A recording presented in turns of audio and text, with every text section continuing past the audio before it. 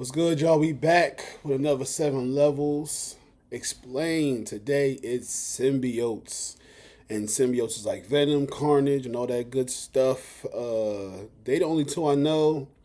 Null is the creator of all of them. He's the one that I know of from the movies and just recently, but back in the day I had Carnage and Venom as toys, so I'm pretty well versed in my Venom and Carnage.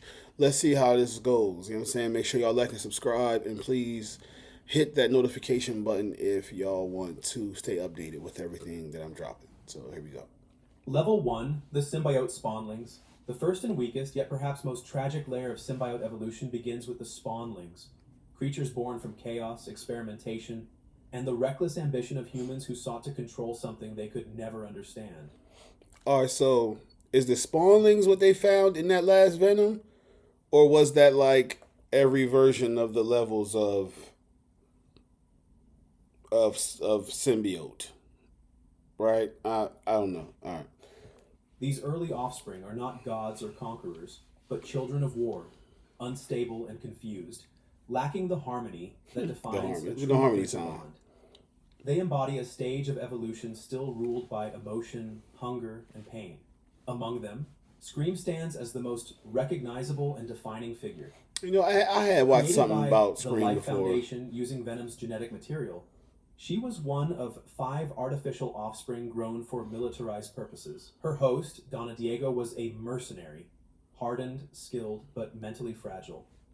The symbiote amplified her instability, producing a volatile creature defined by rage and confusion. Scream's power was formidable. She could generate bladed tendrils, release sonic wails that crippled foes, and manipulate her biomass with speed that rivaled her father. Oh damn! Yet her mind All right, was Scream. chaos.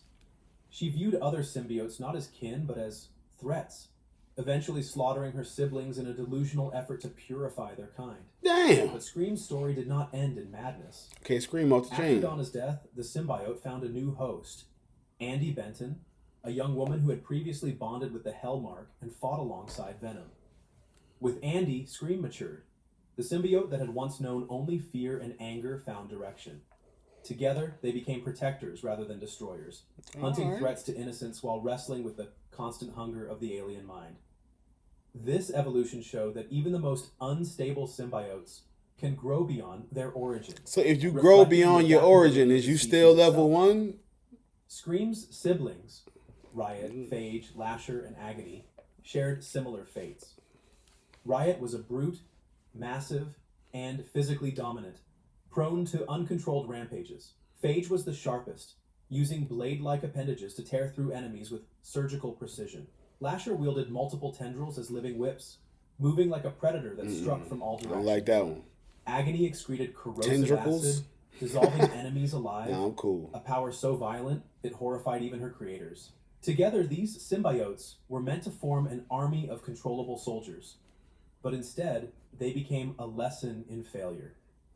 Without empathy or emotional connection, their hosts fell into madness or death. Eventually, fragments of the 5 merged into a single being known as Hybrid, bonded with a man named Scott Washington. Damn, another Unlike his transformation? predecessors, Washington achieved a rare harmony with the combined symbiote. Listen, that's the thing about comics, man. It's going to be 15 transformations, no matter which character you is. From low character to the heavy hitters, there will be changes. Hybrid was capable of rational thought and even compassion, acting as a hero for a time before being hunted by fear and prejudice. Through him, the world saw what these spawnlings could have been.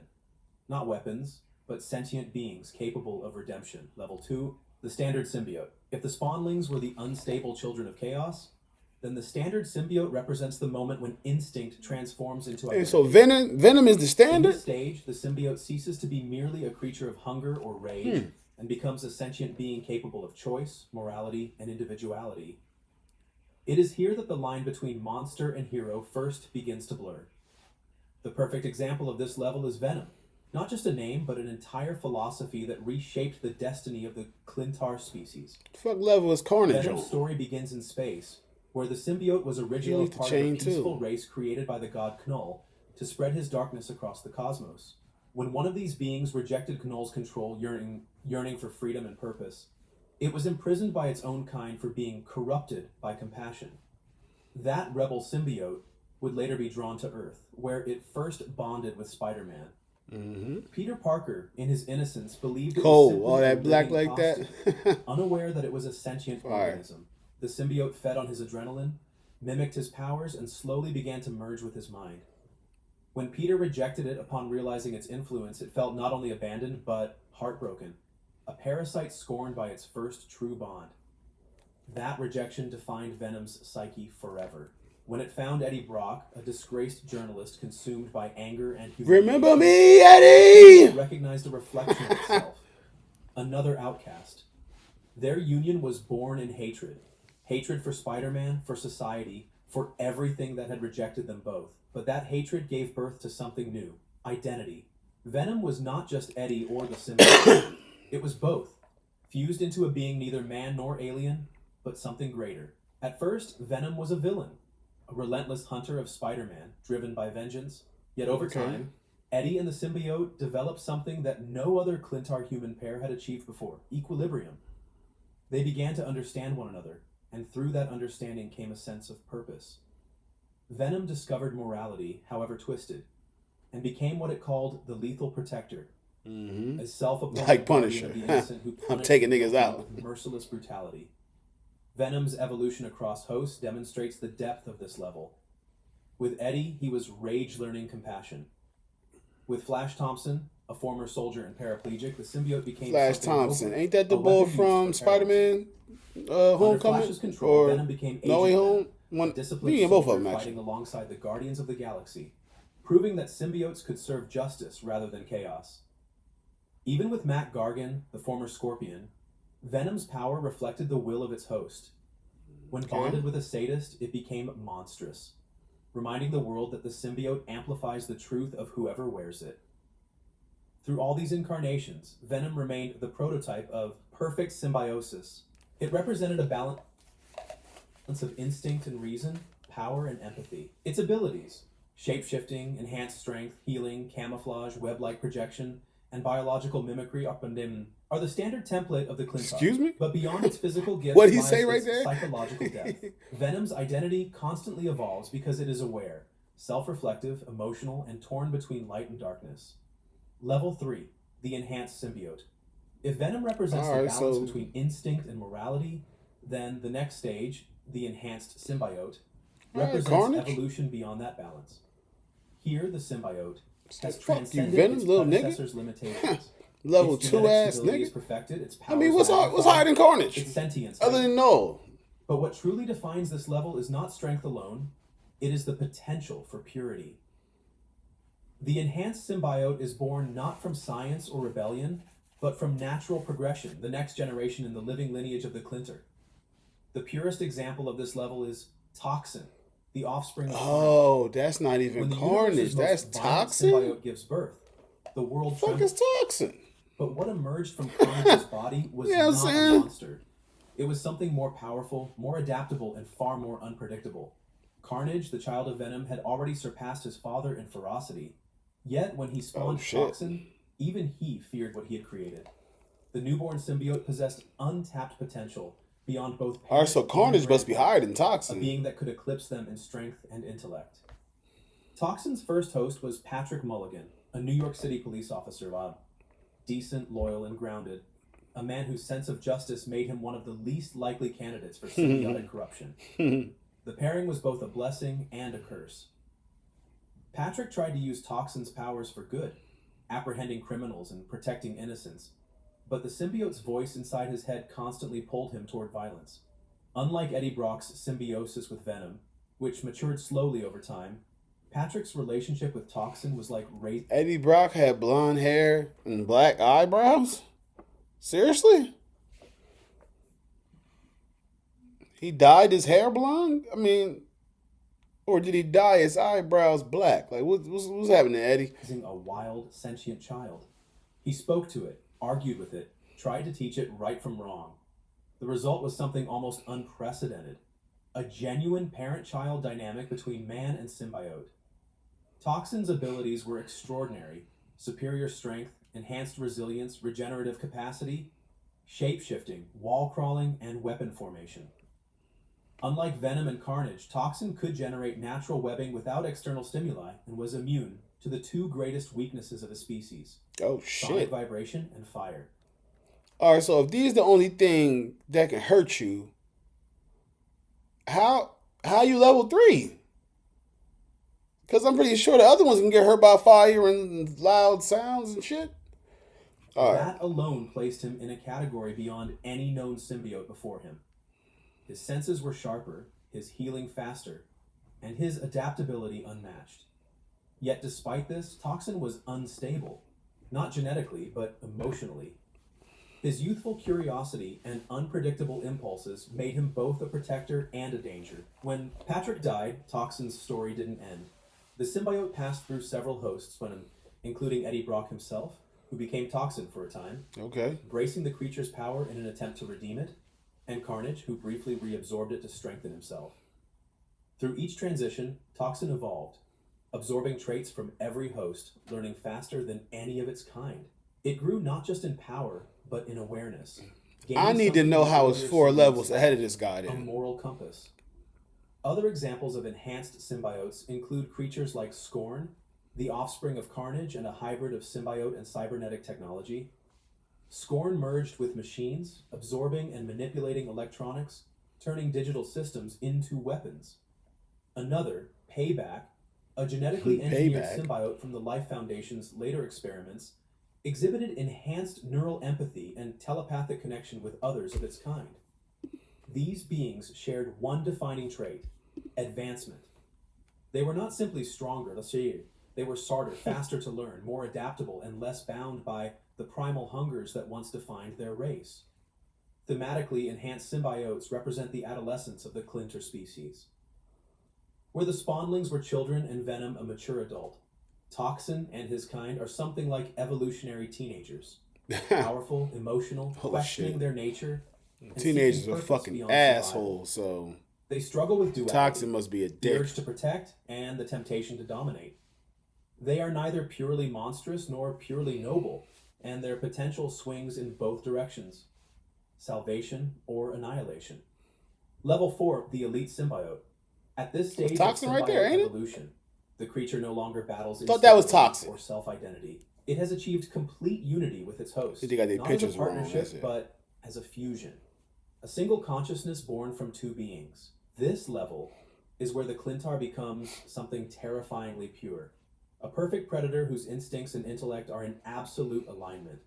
The elite symbiote does not need control, and it does not crave acceptance. It simply is a seamless being of will and violence. Shit. The embodiment of this level is Carnage. Carnage is not just a name or a villain, he is a philosophy. He is the moment the symbiote species realized that complete harmony with a host could lead not to peace, but to apocalypse. When the Venom symbiote spawned its offspring during its brief imprisonment, that's interesting. That child bonded with Cletus Cassidy, a sociopathic serial killer whose worldview was built on chaos and blood. The fusion was instantaneous and irreversible. Where Venom and Eddie Brock struggled, argued, and balanced each other, Carnage and Cassidy simply became one. There was no separation of voices, no inner debate. The symbiote didn't corrupt Cassidy, it completed him. This perfect harmony of madness made Carnage something unique in all of Marvel's mythos. A creature of absolute freedom. He killed not for revenge or hunger, but for the sheer ecstasy of existence without boundaries. To him, chaos was the natural order, and murder was not sin but expression. Unlike Venom, who occasionally sought redemption, or Toxin, who battled his morality, Carnage embraced his nature without restraint. He represented what the symbiotes could become when they abandoned empathy. Damn. Creatures of beauty and horror, art, Carnage off the chain. driven by an almost spiritual devotion to entropy. Carnage's abilities far exceeded those of his predecessors. His bond with Cassidy was not limited to the surface of his skin, but extended through his bloodstream, A little crazy making as fuck right separation there. I ain't virtually gonna hold you. impossible. He could regenerate from a single cell, survive near total disintegration, and adapt to environments where other symbiotes would perish. His biomass was fluid and alive, capable of spawning tendrils, blades, wings, and even separate organisms that acted as extensions of his will. Dang. He could generate new symbiote spawn, infect others through his blood, and in some storylines, merge with entire populations, creating hive networks linked. See, here's my thing. If I had some sound and fire, I don't give a fuck how tough Carnage is. You ain't Toxin. Toxin don't feel that. You see what I'm saying? Now, I know why they saying he a level above, because his purity. It's like, this guy's so wild, and the symbiote is made for pure carnage, and you go to somebody who's human for pure carnage. Perfect, right? But it is what it is. To his consciousness. Over time, Carnage's power expanded beyond the physical. Through dark rituals and exposure to fragments of Knoll's essence, he achieved partial godhood, connecting himself to the symbiote hive mind. He became not merely a killer, but a prophet of the abyss, preaching the gospel of destruction. His worship of chaos evolved into a form of cosmic nihilism, a belief that life, law, and morality were illusions, and that the universe itself was born from blood. When he absorbed pieces of Grendel, one of the ancient symbiote dragons, Carnage transcended his Symbiote dragons? becoming a Fuck. living conduit for Knoll's power on Earth. While Carnage remains the archetype of the elite symbiote, there are others who What's a symbiote dragon, man? What is that? approach this level in different ways. Hybrid, formed from the union of Scream's siblings, briefly achieved a stable fusion across multiple entities, operating with near-perfect coordination between human and alien minds. Lasher's later evolutions displayed hive control over cloned tendrils, while Phage's militarized versions in later stories demonstrated combat instinct far superior to Venom's early stages. But none reached Carnage's level of unity. Where they balanced, he devoured. Where they struggled for control, he dissolved the line entirely. Level 5, the unique variants, lies a rarer, more mysterious echelon of the symbiote hierarchy, the unique variants. These are not products of natural spawning or random mutation. They are biological miracles, singularities within the Clintar genome that break the rules of their species. Each one possesses properties and consciousness that diverge so profoundly from the symbiote norm that they cannot be classified merely as offspring or evolutions. What the fuck do that mean? Entities that mark a turning point in symbiote history where parasitism gives way to transcendence. The clearest and most famous of these anomalies is anti-venom. Where venom represents hunger, corruption, and survival, anti-venom symbolizes purification and rebirth. Eddie Brock's transformation into anti-venom was not a planned evolution, but an accident. A convergence of suffering, faith, and cosmic irony. After separating from the venom symbiote, Eddie was left dying from cancer. Seeking redemption for his past, he came under the care of Martin Lee, also known as Mr. Negative, whose healing touch imbued Eddie's body with a form of regenerative energy. When microscopic remnants of the venom symbiote within Eddie's body interacted with this energy, they mutated, transforming into something entirely new.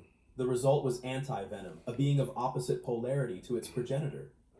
Its white, radiant form was symbolic. The white venom is the good venom.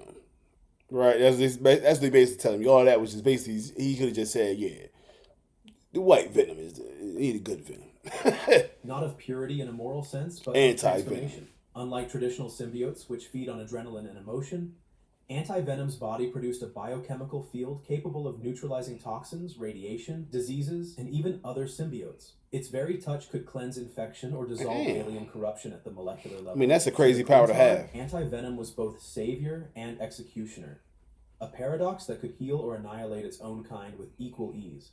Eddie's bond with anti-venom differed from his relationship with Venom in profound ways. Where the black symbiote whispered, manipulated, and tempted, the white symbiote was silent, calm, almost reverent. Of course. It didn't seek to dominate or corrupt, it sought to purge. For a time, Eddie became a holy figure within the symbiote mythos, a man literally reborn through the same alien essence that had once damned him. But his power came with a price. The anti-venom symbiote's cleansing nature made it incompatible with most other symbiotes, severing Eddie from the collective consciousness of his species and leaving him isolated once more. Even purity in the symbiote that's crazy. Loneliness. Anti-venom was not the only anomaly. Others emerged across time, each reflecting a different facet of the symbiote potential for growth. Mania, the offspring of Venom, bonded with anti-venom. Oh, that's the one that we was talking about earlier. Hosted Scream. Unlike her progenitors, Mania developed a psychic link to hell itself, integrating infernal magic into her biology. Her symbiote could emit demonic energy, command minor imps, and resist I both mean, that's physical live and as hell. spiritual corruption. I go, In that's her, live. science and mysticism intertwined, a union once thought impossible for the Clintar. Then came Sleeper, Venom's final offspring, and perhaps the most unique of all. Born not of conflict, but of conscious creation, Sleeper was carefully nurtured by Venom to avoid the madness that had consumed its siblings. It bonded with Telkar, a Kree soldier, and later found independence as a free entity, one of the few symbiotes to survive. Without a host for long periods, Sleeper possessed unprecedented abilities: chemical manipulation, stealth invisibility, and the power to induce Damn. hallucinations through neurochemical control. Yet what truly That's set some it new apart shit was too. its personality. Sleeper was peaceful, contemplative, curious, a being of reason rather than rage. In Sleeper, the Clintar glimpsed the first sign of what they could become if freed from their creator's shadow. Another figure in this category, though less known, was Scorn, a fusion of Carnage's biomass and advanced cybernetics. Born when a piece of Carnage bonded with Tanis Nevas, a woman merged with prosthetic technology, Scorn became a symbiote-machine hybrid capable of merging with and controlling artificial intelligence. Scorn That's represented creative as evolution well. through Damn. technology, a cybernetic step Where forward are in these Clintar's stories endless at? adaptation. Make some of unique these variants movies. break every law of their biology. How did the Venom ethos got all of this, but all we got was this butt ass Venom and the butt ass Venom from Spider-Man 3? Like, come on, this is ridiculous. Traditional symbiotes are parasitic and emotionally dependent. These beings redefine that relationship. Anti-Venom heals instead of feeds. Mania merges with infernal energy. Scorn integrates with machines. Sleeper lives as an individual intelligence. In each case, the symbiote transcends the limitations of its species, and in doing so, begins to resemble something approaching enlightenment. Level 6. The God-tier symbiotes. Long before the age of Venom, Carnage, or even Clintar civilization, there was a darkness older than galaxies. So this is what I'm saying. This ain't Null right here. I mean, that ain't him in the picture. I'm just saying, how he not level 6? Like, who is this guy? A silence so absolute that creation itself trembled when it was broken. From that silence was born Null, the god of darkness, the first being to ever look upon the light of the nascent cosmos and despise it. In his fury, he forged living shadows from the abyss of his own essence, amorphous entities made from the void, meant to extinguish the light of the celestials. These were the first symbiotes, his children of darkness, and among them, none were more terrible or divine than Grendel, the dragon of Knull, the archetype of the god-tier symbiotes. Grendel is not a symbiote in the way Venom or Carnage is. He is a legion-given form, a cathedral of living shadow. A cathedral of living shadow. Now, that's the name of a rock band. So vast and ancient that his presence alone could smother entire cities in madness. Unlike the Earthborn spawnlings or the human-bonded symbiotes, Grendel was born of purpose. He was a weapon, a divine executioner designed to wage war against light itself. His body could extend for miles, composed of countless lesser symbiotes, acting as scales, tendons, and blood, each one alive. Hold on. So he's saying that the scales on Grendel's body is actually just smaller venoms. Each one a fragment of Null's consciousness. To face Grendel was to face not just one That's symbiote, fucking crazy. but an army, united in will and bound by a god's hunger. When Grendel fell to Earth in ancient times, his arrival was cataclysmic. Entire civilizations crumbled under his shadow. The creature's mere presence warped minds, its tendrils infecting early humans with symbiotic fragments that would later seed the Clintar lineage on Earth. In one mythic account, a band of Viking warriors managed to defeat Grendel by freezing his massive body and severing his psychic link to Null, entombing him beneath the ice for centuries. But even in dormancy, the dragon's consciousness endured, whispering, dreaming, waiting. Centuries later, those whispers would reach Cletus Cassidy, transforming him into something far greater than a killer. When Carnage bonded with fragments of Grendel's biomass, he became a living vessel for Null's return, the Dark Carnage. Empowered by the God Dragon's essence, Always Carnage a change, became always a the level symbiote. up. Now he He Dark became a Carnage. prophet, his body a shrine to the primordial darkness. Through Grendel's remains, Null's voice reached across the void once more, awakening slumbering fragments of the symbiote hive and summoning them to unify under his command. Grendel's existence reshaped symbiote mythology. Until his reawakening, the Clintar were believed to be an alien species that evolved naturally. But Grendel's revelation exposed a darker truth. The Clintar were not born of life. but of death given form. That's They were crazy. not creatures of biology, but of divinity, shadows carved from a god's hatred, masquerading as life. All right, so basically, before anything was anything, there was darkness. So that's null. I'm chilling. Y'all make these fucking lights. I don't even know what they lights is, but apparently it was the Celestials. So now I'm like, man, who the fuck turned lights on this motherfucker? All right, listen. Let me go. Let me send Grendel. I'm gonna send Grendel to go put them lights out. I'm gonna make Grendel out of symbiotes.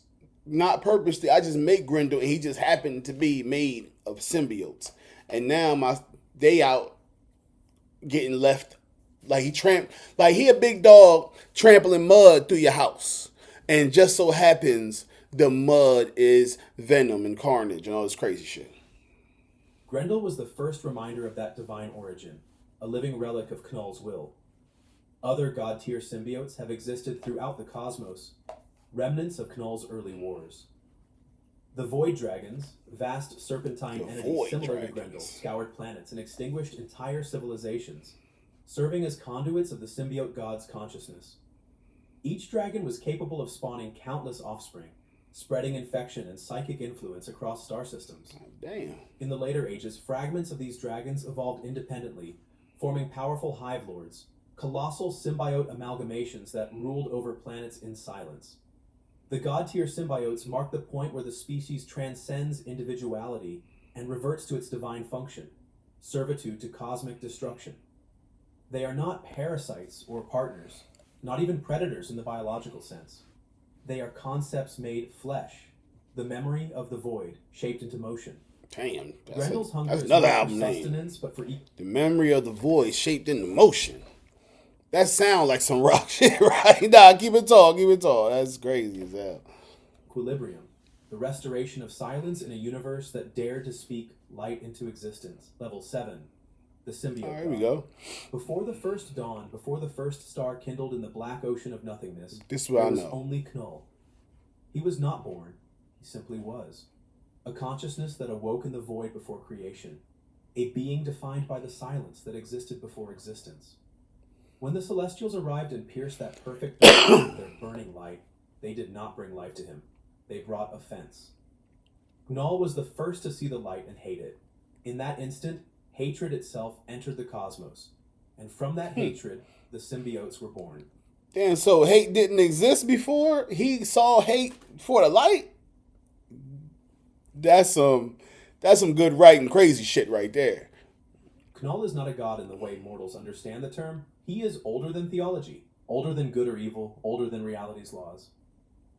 When he first saw the Celestials crafting galaxies, he forged a weapon in the black heart of the void. A blade of living darkness, the all-black necrosword. Okay. With it, he struck down one of the Celestials, its death screams scattering That's why he struck down one of the Celestial. That's nowhere, right? The head of the Celestial that everybody be at. You know, I never really thought like why he did it, but apparently y'all was fucking up my darkness, so I had to come slice your fucking head off, Celestial. I run shit light around across the here. new universe. I started like hate. fire. Shit. From that act of divine murder, Knull's shadow expanded, and his consciousness began to infect the raw matter of creation. Using the slain Celestial's body as a forge, he shaped the first of his children, the symbiotes, extensions of his will, living weapons forged from his own abyssal essence. At first, the symbiotes were his servants, extensions of a singular thought, a hive of living darkness meant to blanket the stars. Knull sent them forth to slaughter gods, extinguish suns, and reclaim the silence that creation had stolen. Okay. Worlds fell into eternal night beneath the wings of his dragons, the Grendels, vast serpents that carried his will through space. Wherever they went, life ceased. To Knull, every living thing was a stain on the void, every star. That's what I'm saying. We were supposed to see him in some worlds or something, man. Like, why they keep like not giving the power to the players that have it? You what they call nerfing them. They keep nerfing the real powerful characters, and this sucks, man. A wound that bled light into perfection. His crusade was not evil, it was holy. But as his children spread, something unexpected The happened. mob. In their endless contact with mortal life, the symbiotes began to change. They learned empathy, curiosity, and even love. They began to reject their father's commands. The hive turned against its Fucking god. kids, yo. In an act of cosmic rebellion, the collective of symbiotes, the Clintar, imprisoned Knoll within a prison of living matter. Then y'all lock me up because I'm themselves your. to contain Y'all like the dad up? That prison, known in later ages as the symbiote homeworld, was not a birthplace but a tomb. Gnull slept for millennia, trapped in the flesh of his own children, his consciousness slumbering in the heart of a living world. Yet gods, especially dark ones, do not die so easily. Gnull's mind remained active within the hive, whispering to his descendants, twisting dreams, calling across time and space to those who still carried his darkness. When symbiotes bonded with hosts prone to violence or madness, men like Cletus Cassidy, they became conduits for Knoll's influence. Okay. His power seeped back into reality. Crazy nigga. Cassidy was crazy nigga. The cult of Null, the Church of the Dark, rose in secret, awaiting the moment. It's always a fucking cult or some shit when it's some wild shit going on. I'm telling you, you white people, man, y'all love making cults for shit. I don't give a fuck what it is. Once more. When he finally did, his return was heralded not by light, but by silence. He emerged from the abyss like a storm of black flame, riding his dragons across galaxies, his red eyes burning brighter than dying suns. Entire civilizations fell to their knees, their gods slain and their champions devoured. Null's mere presence bent reality. His shadow erased entire fleets. His body was a living void, his armor an extension of the same symbiotic darkness that birthed venom and carnage.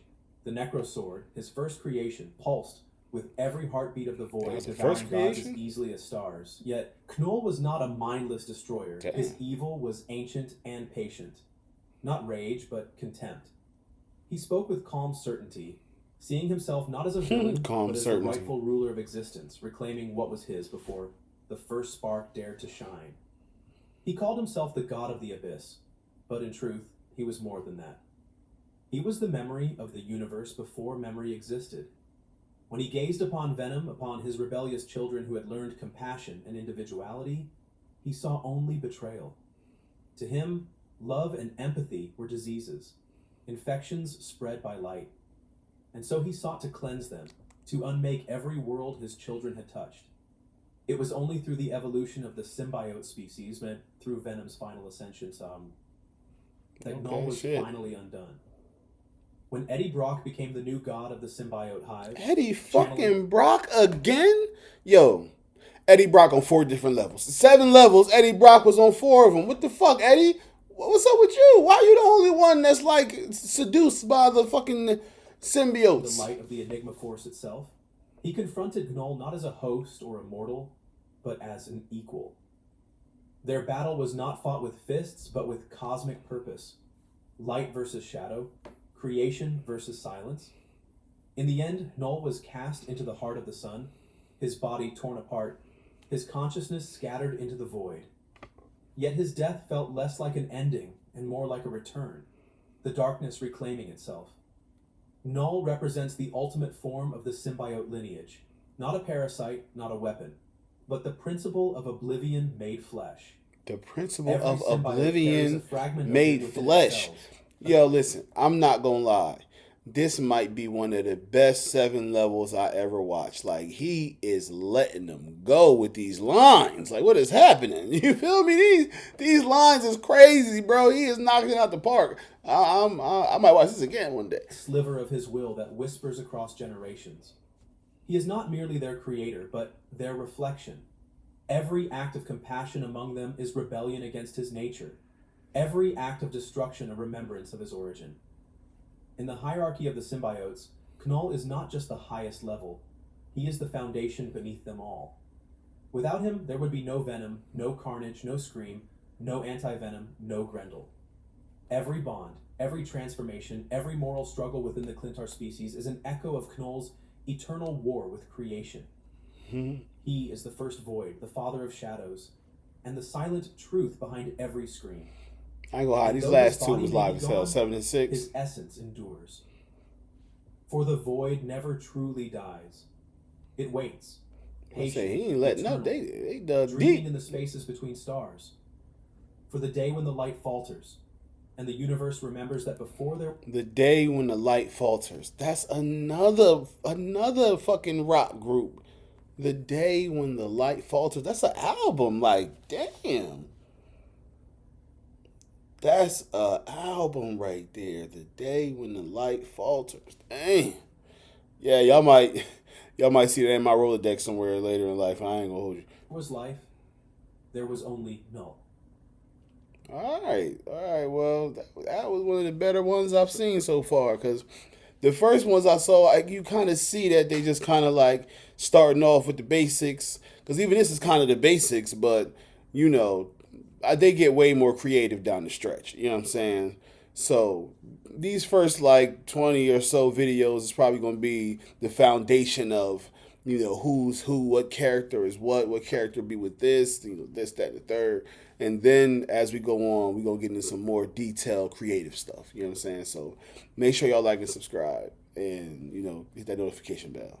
Peace.